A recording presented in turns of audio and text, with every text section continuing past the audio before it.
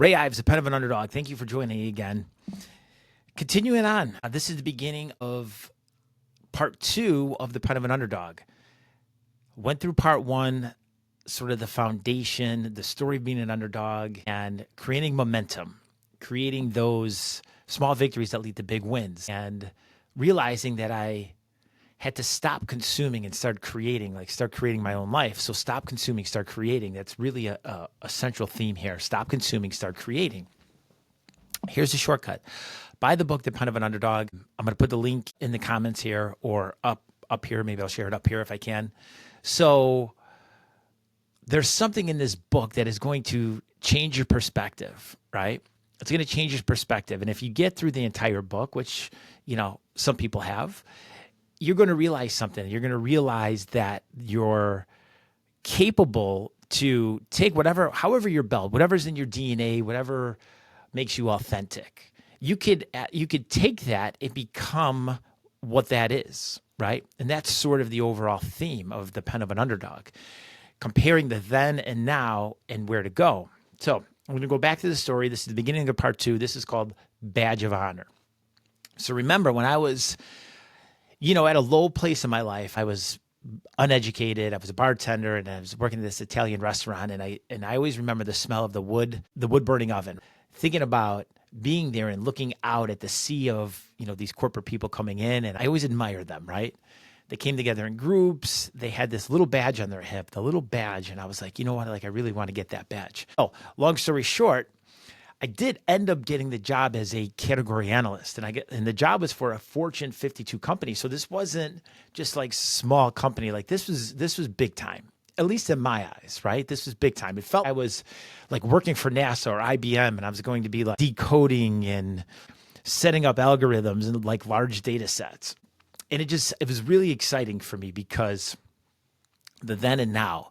Never would I have believed that I could be a category analyst. One, you needed a college degree to do that.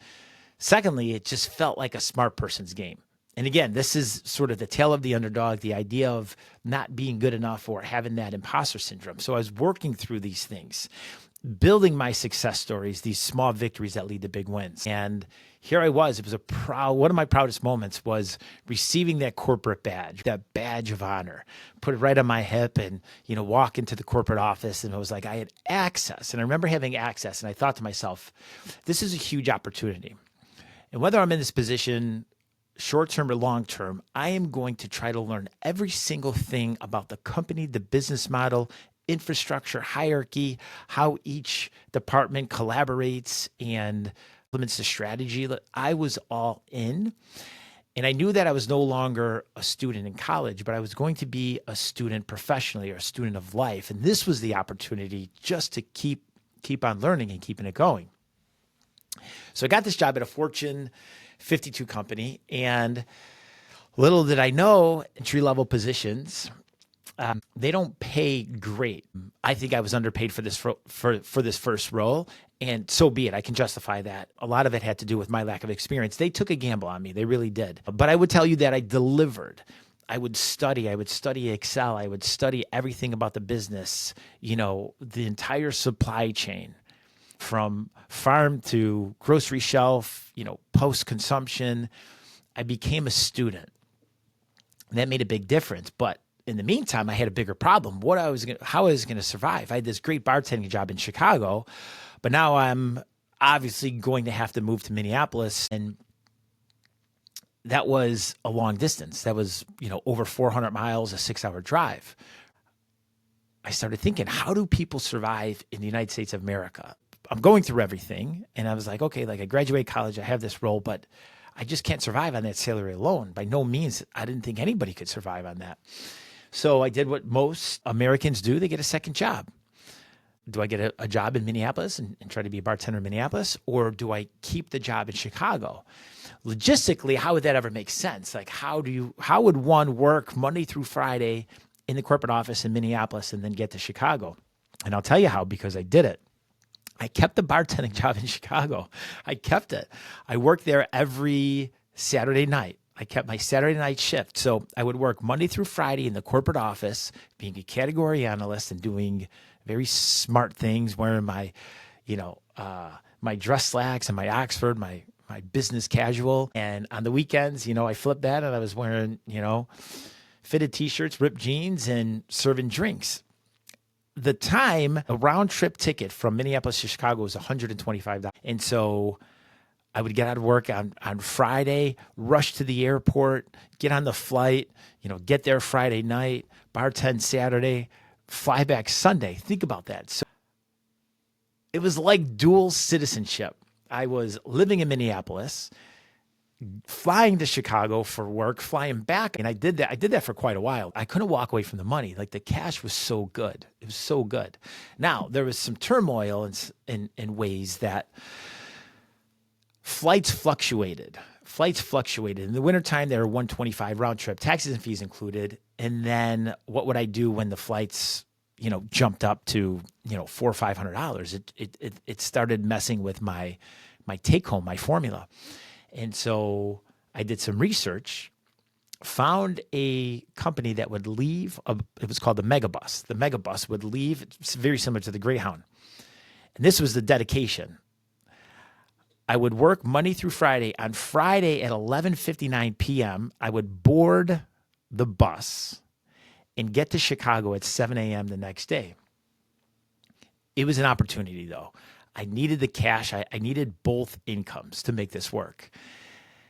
The benefit, and I recall, working those overnights at the Hilton in Chicago and just being able to set out my books and study. I knew that it was an opportunity to study. And I knew that I was a student of this new game, the student of business, category management, grocery retail, manufacturing, merchandising. I became a student. On these bus rides, that's exactly what I did. I read industry magazines, even psychology magazines. I read everything about Excel, to the point I was efficient at being a category analyst, which is crazy to me because it was such a smart person's game. And I would look at my resume, and here's what my resume was. It was basically like 4 bullet points for the category analyst. Compiled, validated, and analyzed large data sets, right? So when I think about that word validated, it's such a word that was very foreign to me. Very common now, like late in my career, but at that point I was like, I'm validating. And validating data is pretty gruesome. It's redundant, but something necessary to learn for the building blocks of my career. And so again, this resume was powerful. It was powerful beyond my recognition. Second bullet point, condense data into simplified and informative reporting tools to identify opportunity gaps, optimal assortment, and category drivers. Like, when I read that, I think about reading resumes when I was finishing college and thought to myself, this is impossible. I will never get here.